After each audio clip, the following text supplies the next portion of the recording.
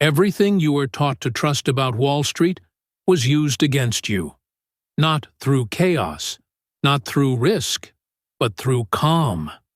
Quiet numbers, steady statements, and a confidence that never wavered. No guns were used, no threats were made, no alarms were triggered. Because the system opened every door for him. He didn't break the system, he mastered it. Banks trusted him. Regulators deferred to him. Institutions stopped verifying. Because they believed. This is not the story of a criminal. It's the story of a product, designed by prestige, protected by reputation, and scaled by silence. Retirement accounts disappeared, charities shut their doors, families realized, too late, that safety had been an illusion. And by the time anyone asked the right question, the monster was already finished being built. This channel isn't about criminals in masks, it's about criminals in boardrooms. At Wall Street, the most dangerous scams don't look like scams at all. They look professional, regulated, trusted. The confidence game exists to expose how financial lies are sold to ordinary Americans. Not with force, but with trust.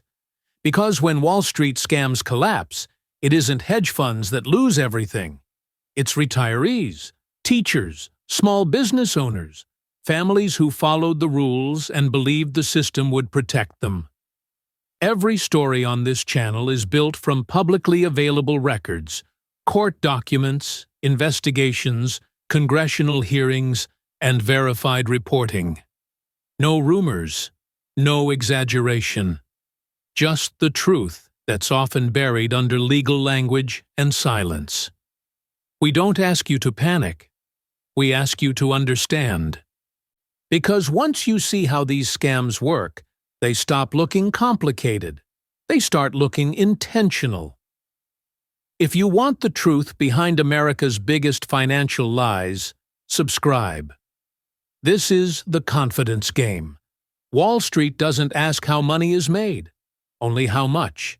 It doesn't reward patience.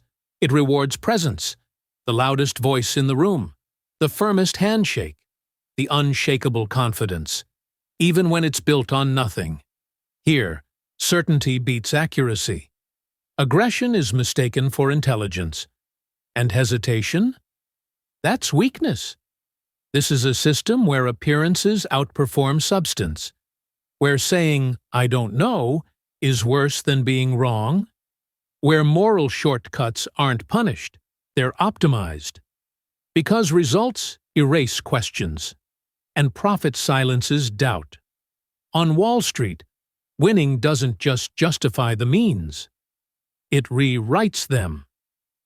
You're not rewarded for being careful. You're rewarded for being convincing. So, over time, something happens. The rules stop being guidelines. They become permission. Permission to exaggerate, to bend, to omit, to believe that if everyone's doing it, then it must be acceptable. Success becomes the proof of virtue. Money becomes morality. And the scoreboard decides who's right. This culture doesn't create monsters by accident. It creates them by design. Because when confidence is currency, and scrutiny disappears behind profit, the system doesn't just tolerate predators, it selects for them. So what happens when someone stops pretending and takes these rules literally? Bernard Madoff didn't begin as a criminal. He began exactly how Wall Street rewards people to begin. Ambitious, intelligent, hungry. A first-generation striver who understood something early. Money followed confidence, and confidence didn't require permission. He wasn't born into power. He built proximity to it. In the early days, he worked hard, long hours, fast learning, a reputation for competence, and the system noticed. Opportunities came quickly. Trust followed success, and success came before scrutiny. On Wall Street, Credibility isn't audited, it's assumed. Madoff learned that certainty mattered more than explanation, that speaking decisively created belief, that people trusted calm authority, especially when it delivered results. And deliver he did. No crimes, no deception, just performance that impressed the right people. As markets evolved, he adapted faster than most. He understood mechanics, flows, timing. He didn't just trade. He mastered how trading looked. Mentors noticed, peers followed, institutions listened, and with every approval, the rules loosened. Small favors were normalized. Oversight became informal. Reputation replaced verification. Not because anyone asked for dishonesty, but because no one demanded transparency. Every shortcut he took, someone above him approved. Not explicitly, but functionally. Because his success reflected well on them, and questioning him meant questioning the system itself. This is how trust compounds, not through proof, through familiarity. Years passed, titles accumulated, influence expanded, and confidence hardened into authority. Still, no crime, just rewarded behavior. Until one moment arrived where the truth was no longer useful, where full transparency would complicate things. Slow things down, raise questions that didn't need to be raised, and for the first time, honesty offered no upside. That's when honesty became inconvenient. He didn't raise his voice. He didn't pressure. He didn't chase clients. He waited. By the time people reached Bernard Madoff, they already believed they were lucky to be there. This is the moment confidence stopped being a trait and became a weapon. Madoff wasn't selling returns. He was selling certainty. While markets swung on fear and headlines screamed volatility, he offered something intoxicating. No drama, no surprises, no losses, steady gains, quiet consistency. Month after month, year after year. And here's the trick. He didn't explain how. Because explanations invite questions, and questions weaken confidence. Instead, he spoke in conclusions. Short sentences, calm tone, absolute assurance. I've got it covered. It's handled. This is what I do. People confuse confidence with competence. Wall Street taught them to. The promises were impossible. But impossibility didn't matter, because the numbers looked right. When early warning signs appeared, they whispered instead of screamed. Returns that never flinched. Strategies no one could replicate. Paperwork that felt thin. But doubt is uncomfortable. And certainty feels warm. So alarms were reframed as jealousy. Questions were labeled ignorance. Skepticism became a social risk. Because who wants to be the person who says, maybe the emperor has no clothes, when everyone else is applauding the suit?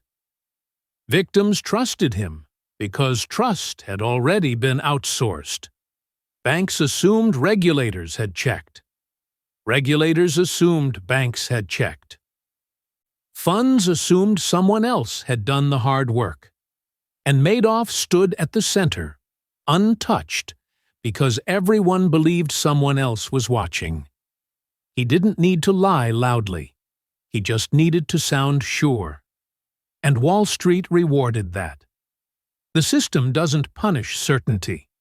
It amplifies it, especially when it wears a tailored suit, sits on prestigious committees, and never appears desperate for money. By the time doubts became undeniable, trust had already compounded. Not earned, multiplied. He didn't steal trust. Wall Street lent it to him, and no one asked for it back until it was gone. By the time the money started moving, the crime was already complete. Not because it was hidden, but because it was allowed. This wasn't a magic trick. It was a machine. And machines don't run on lies alone. They run on permission. Here's how it worked. Step by step. No drama, no mystery, just math and silence. Investors believed their money went into the market. Blue-chip stocks, conservative strategies. Safe, steady growth. But the money never went anywhere. It went in, and then it stopped. New money paid old investors.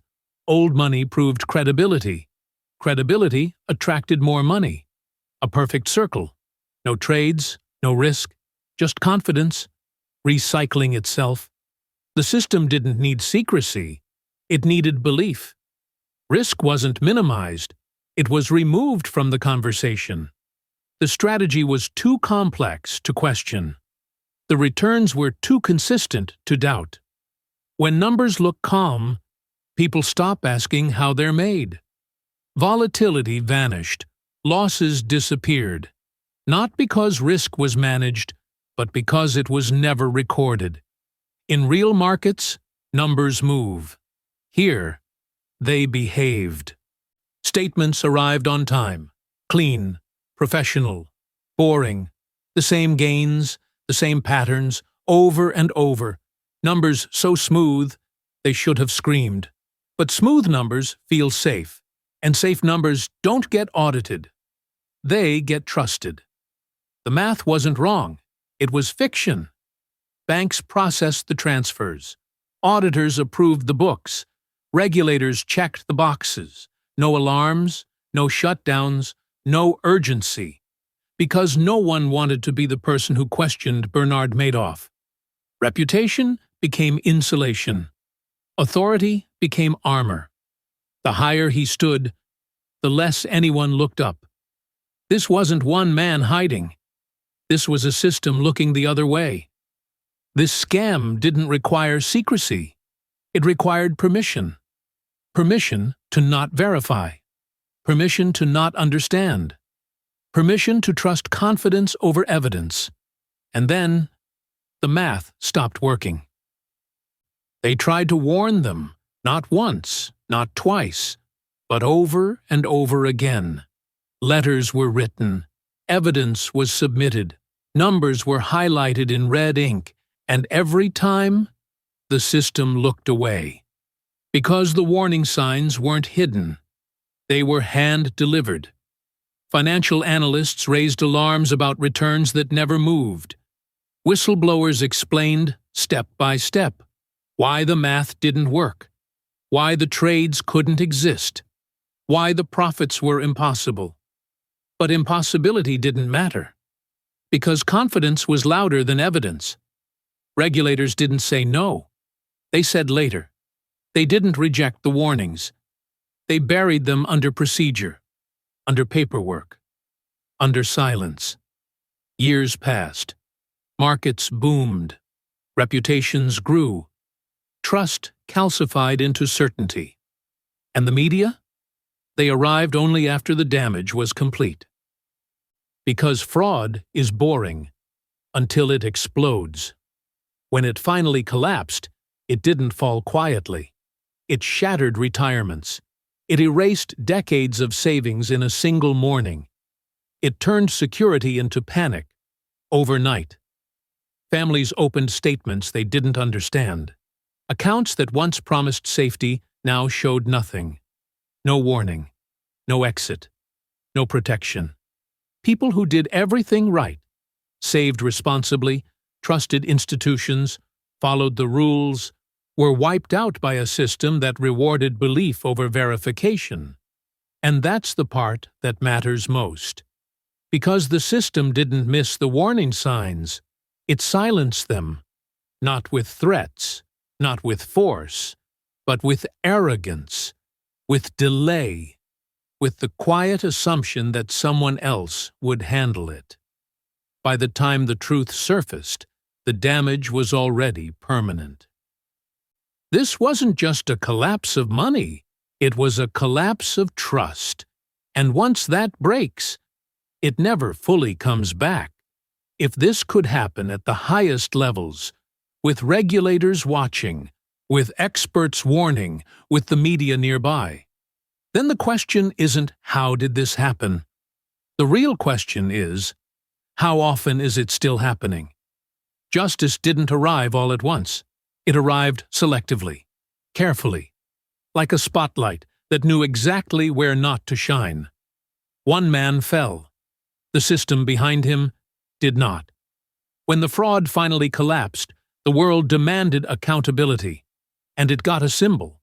Bernard Madoff was sentenced to 150 years in prison, a historic punishment, a necessary one. But justice didn't ask a harder question. How did this last for decades without help? Banks processed the money. Regulators missed repeated warnings. Executives signed documents they didn't understand or didn't want to. Yet courtrooms stayed quiet. No handcuffs, no trials, no prison buses waiting outside corporate offices. Investors lost everything. Retirements vanished, charities collapsed, lives ended. And while victims stood in line for restitution, some institutions quietly paid fines. Without admitting guilt, without naming individuals, checks were written. Reputations survived. Here's the imbalance no one likes to confront. At the bottom, prison cells, concrete, steel doors. At the top, legal teams, settlements, golden parachutes, bonuses protected, careers rebranded, board seats reshuffled. The cost of failure? Negotiable. Because accountability didn't fail randomly. It stopped where influence began. This story isn't about one criminal. It's about a system that sacrifices symbols to protect itself. If this made you angry, good. Anger is awareness waking up. Subscribe, because the next collapse won't look like this one, but it will follow the same rules. And now, you know where to look.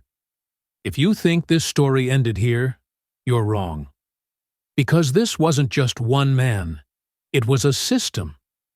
A system that rewarded confidence over truth, protected power over people, and looked away, as long as the money kept moving. That system didn't collapse when he was arrested. It adapted. It's still operating, still profitable, still legal. And the next story proves it. Subscribe to the Confidence Game. Because the biggest scams aren't illegal, they're institutional.